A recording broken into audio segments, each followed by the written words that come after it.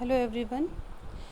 In this video lecture, we are going to discuss about protochordates.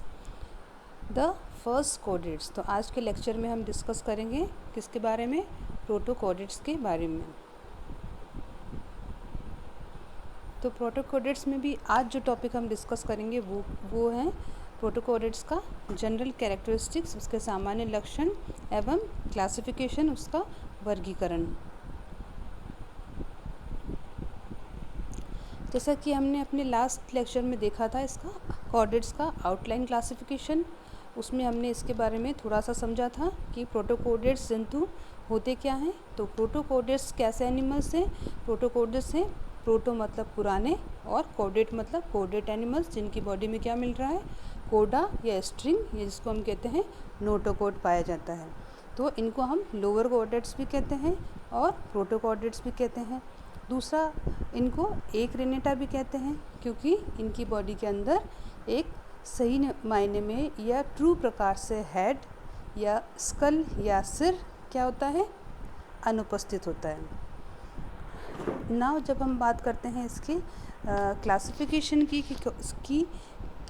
कि इनका उसका आधार क्या है, इसके क्लासिफिकेशन का आधार क्या है, किस बेसिस पे इसको हम क्लासीफाई करते हैं, तो वो है नोटोकॉर्ड की उपस्थिति. उस आधार पर इसको हम डिवाइड करते हैं 3 सब फाइला में, जिसमें सबसे पहला है हेमिकॉर्डेटा, दूसरा है यूरोकॉर्डेटा और तीसरा है सिफेलोकॉर्डेटा. इन तीनों सब फाइला के सामान्य लक्षण एवं वर्गीकरण हम डिटेल में डिस्कस करेंगे. अब जब हम बात करते हैं प्रोटोकॉर्डेटा के जनरल कैरेक्टरिस्टिक्स के बारे में, तो वो इस प्रकार है. सबसे पहला इसका जो कैरेक्टरिस्टिक है वो क्या है कि ये कहाँ पाया जाता है? तो ये जनरली सारे कैसे हैं? मेराइन वाटर में रहते हैं, समुद्री हैं, खारे पानी में पाए जाते हैं. यही एक ऐसा ग्रुप या फाइलम है जिसके अंदर के सारे जंतु या सारे प्राणी कहाँ पाए जाते हैं? मेराइन एनवायरनमेंट में या समुद्र में पाए जाते हैं. इनका जो शरीर है वो कैसा है? बाइलिटरली सिमेट्रिकल है, ट्रिप्लोब्लास्टिक है और सीलोमेट है. Next, at a certain stage of their life, इनकी लाइफ में, इनकी ज़िंदगी के अंदर किसी भी अवस्था में, चाहे लार्वा में है या वयस्क में है, एडल्ट में है, इनकी बॉडी के अंदर एक लंबा सा रोड लाइक स्ट्रक्चर पाया जाता है जिसको हम कहते हैं नोटोकॉर्ड. यानी कि किसी भी अवस्था में इनकी तमाम जीवन काल में नोटोकॉर्ड पाया जाता है, इसलिए हम इसको क्या कहते हैं? प्रोटोकॉर्डेट्स. यहाँ पे एक चीज़ हम कंपेयर कर सकते हैं या इस चीज़ को दिमाग में रखना ज़रूरी है कि प्रोटोकॉर्डेट्स वो जंतु हैं जिनकी शरीर के अंदर ताउम्र नोटोकॉर्ड पाया जाता है, और वे जंतु जिनके शरीर के अंदर ये नोटोकॉर्ड वयस्क होते होते वर्टिब्रल कॉलम में चेंज हो जाता है, उसको हम क्या कहते हैं? वर्टिब्रेट्स. नेक्स्ट इसका जो कैरेक्टर है वो है they exhibit organ system level of organisation. इनके शरीर का जो बनावट है वो कैसा है? अंगों के आधार पर है. कई तरह के अंग इसकी बॉडी में पाए जाते हैं और कैसा सिस्टम बनाता है? ऑर्गन सिस्टम बनाता है. प्रोटोकॉर्डेट के जो सबसे कॉमन उदाहरण हैं वो कौन सा है? हार्डमानिया और एम्फिएक्सिस, जिसको हम आगे जाके डिटेल में जीवन चक्र के बारे में स्टडी करेंगे.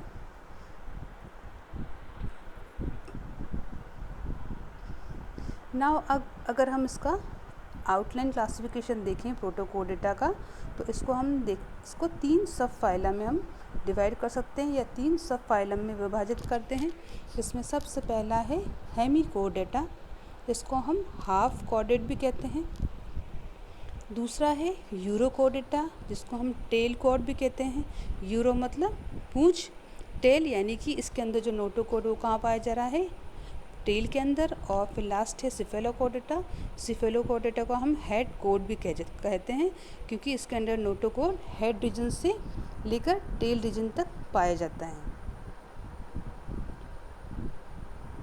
एक बेसिक नॉलेज के हिसाब से अगर हम प्रोटोकॉर्डेट्स को देखें और इनके 3 सब फाइला के एग्जाम्पल आप कलर फॉर्म में देखें जिससे आप इसको समझ पाएंगे, तो सबसे पहला जो हेमिकॉर्डेटा का है जंतु है जिसको हम कहते हैं बालानोग्लोसिस, ये सबसे पहला जो है ये इस तरह का है.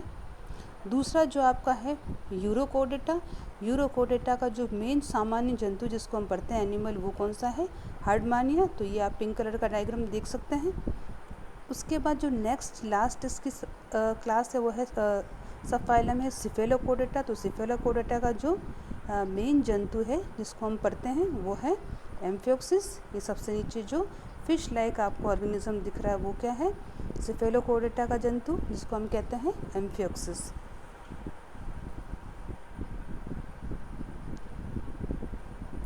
नाउ अब हम बात करते हैं इसके इंडिविजुअल फाइलम की, इंडिविजुअल सब फाइलम के सामान्य लक्षण और उसके वर्गीकरण के बारे में। तो सबसे पहला सब फाइलम प्रोटोकोडेटा का जो है उसका नाम है हेमिकोडेटा। अब हम देखेंगे इसके सामान्य लक्षण। ये कैसा एनिमल है? ये मैराइन है और सॉलिटरी है। मैराइन यानी कि खारे पानी में मिलते हैं और अकेले रहना पसंद करते हैं। इनका जो शरीर है वो डिवाइडेड है, विभाजित है, किसमें? 3 पार्ट में। सबसे पहला है प्रोबोसिस, दूसरा है कॉलर और तीसरा है ट्रंक। सिमेट्री इसके अंदर बायलेटरल है। Primitive notochord restricted to proboscis only, thus called stomochord. इसकी जो खास कैरेक्टर, खास बात हेमिकोडेटा का मतलब ये है कि इसके अंदर जो नोटोकोड मिलता है वो कहाँ पाया जाता है? उसकी प्रोबोसिस रीजन में, जो कि इसका सबसे आगे वाला पार्ट है। तो प्रोबोसिस के अंदर जो नोटोकोड मिलता है वो किस प्रकार का है? प्रिमिटिव प्रकार का, पुराने टाइप का, और उसको हम क्या कहते हैं? स्टोमोकोड। इसलिए इनका नाम क्या रखा गया है? हेमिकोडेटा, यानी कि आधे कोडेड, क्योंकि इसके अंदर जो नोटोकोड है वो एक्चुअली ट्रू नोटोकोड जैसा नहीं है, उसके जैसा दिखाई देता है, जिसका नाम इन्होंने रखा है स्टोमोकोड। कुछ साइंटिस्ट ने इसी वजह से हेमिकोडेटा को एक अलग वर्ग में रखा है, इसका एक अलग क्लासिफिकेशन बनाया है, लेकिन कुछ साइंटिस्ट ने इसको प्रोटोकोडेट की एक सब फाइलम में इंक्लूड किया है। सीलोम इसमें जो पाई जाती है वो ट्रू सीलोम है। ट्रिप्लोब्लास्टिक एनिमल है ये। स्ट्रेट और यू शेप्ड गट इसके अंदर मिलती है। तंत्रिका तंत्र इसका जनरली कैसा है? डिफ्यूज़ है। सर्कुलेटरी सिस्टम इसका कैसा है? ओपन टाइप का है, खुले प्रकार का है। ब्लड यानी कि रक्त जो है उसके अंदर कोई कलर नहीं पाया जाता है और कोई भी कॉर्पसल्स नहीं पाई जाती। जैसे कि हमारे ब्लड के अंदर हम बात करें तो हमारे ब्लड में अलग अलग टाइप की कोशिकाएं पाई जाती, जैसे कि है आरबीसी है, डब्ल्यूबीसी है एवं और भी अन्य प्रकार की। उस तरह से इसके ब्लड के अंदर किसी भी प्रकार की कोई कोशिका नहीं पाई जाती है और इसके ब्लड का कोई रंग नहीं होता है, क्योंकि इसके ब्लड में कोई भी पिगमेंट नहीं मिलता है। जिस तरह के हमारे ब्लड में हीमोग्लोबिन पिगमेंट है, जिसकी वजह से हमारा ब्लड या रक्त लाल कलर का दिखाई देता है, उस तरह से इसकी बॉडी के अंदर, ब्लड के अंदर कोई पिगमेंट नहीं पाई जाती है। नेक्स्ट इम्पोर्टेंट जो इसकी याद करने वाली चीज़ है वो क्या है? इसका उत्सर्जन अंग कौन सा है या इसका एक्सक्रीटरी सिस्टम क्या है? वो है ग्लोमेरुलस। नेक्स्ट इसकी बात करेंगे हम इसके खाने के बारे में। तो वो ये कैसा जंतु है? ये है फिल्टर फीडिंग। फिल्टर फीडिंग यानी कि फिल्टर यानी कि छानना, यानी कि ये समुद्र के अंदर जो पानी में घुला हुआ खाना होता है उनको अपने शरीर के अंदर एक तरह से, जिस तरह छलनी की तरह छान के अपने बॉडी में उसको ग्रहण करता है। तो इस तरह के जंतु के खाने की प्रक्रिया को हम क्या कहते हैं? Filter feeding. हेमिकोडेटा को हम फर्दर 4 क्लासेस में डिवाइड करते हैं: एंट्रोपनोस्टा, टेरोब्रैंकिया, प्लैंक्टोस्फेरोइडिया और ग्रेप्टोलीटा।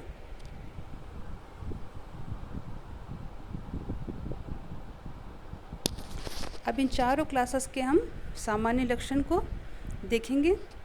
तो सबसे पहला जो हमारी क्लास है उसके लक्षण देखेंगे तो इसके अंदर मोर देन 70 स्पीशीज़ यानी कि 70 से ज़्यादा स्पीशीज़ इस क्लास के जंतुओं की है, जो कि कहाँ पाई जाती है? समुद्र में। ये कैसे जंतु हैं? मैराइन है, शैलो वाटर और सॉलिटरी। मैराइन में रहते हैं, हमने पढ़ लिया। और मैराइन में भी, समुद्र में भी स्पेशली कहाँ पाए जाते हैं?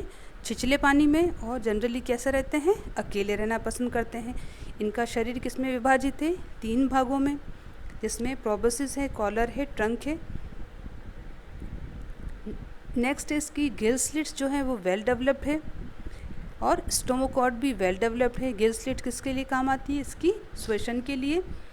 नेक्स्ट इसका है dorsal strand of nerve cells, precursor of dorsal hollow nerve cord.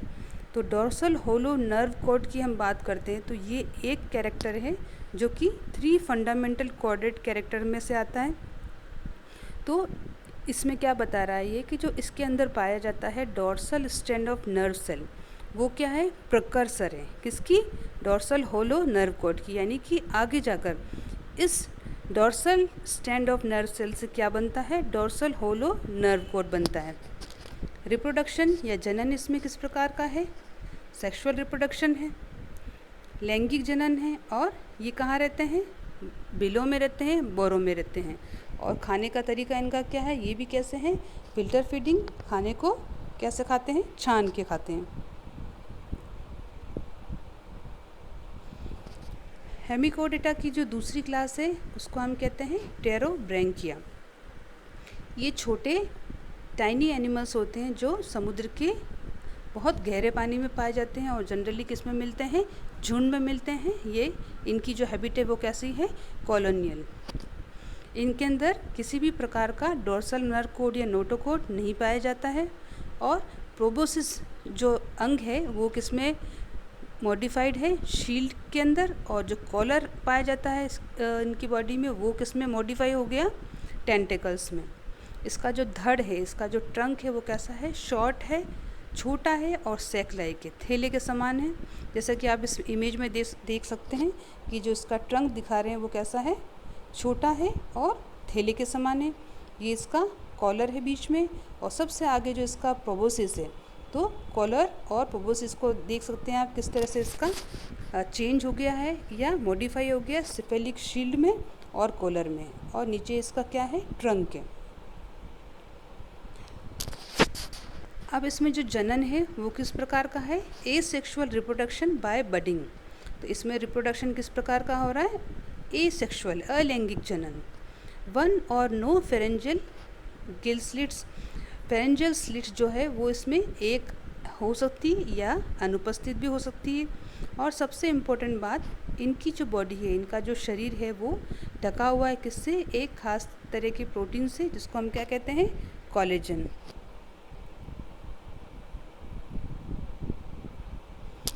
Hemichordata की थर्ड क्लास जो है उसका नाम है प्लैंक्टोस्फेरॉइडिया। ये कैसे हैं? जंतु हैं। ये स्मॉल है, राउंडेड है, गोल है, ट्रांसपेरेंट है और पिलेजिक लार्वा है। इसके अंदर किसको इंक्लूड किया हमने? लार्वा को।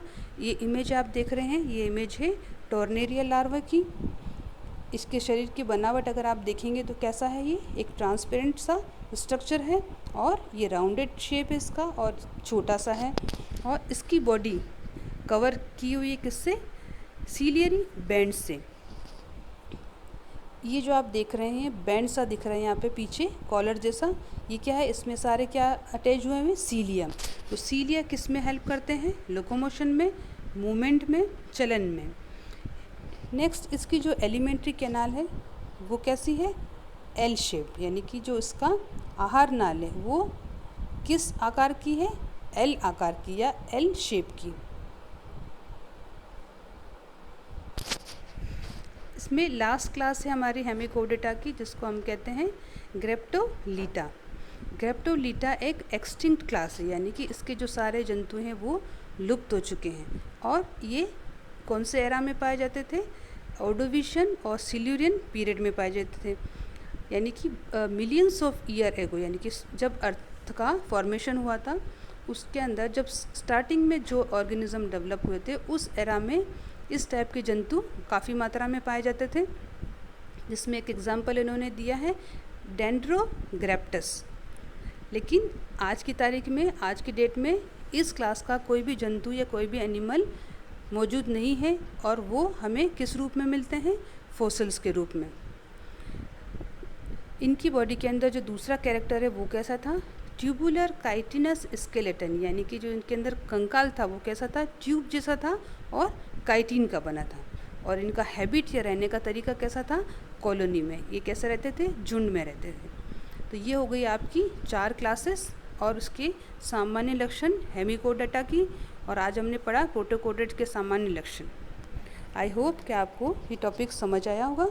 नेक्स्ट टॉपिक में हम इसके दूसरे जो 2 सब फाइला है यूरोकोडेटा और सिफेलोकोडेटा, उसके सामान्य लक्षण और वर्गीकरण को डिस्कस करेंगे। So that's all for the today's lecture.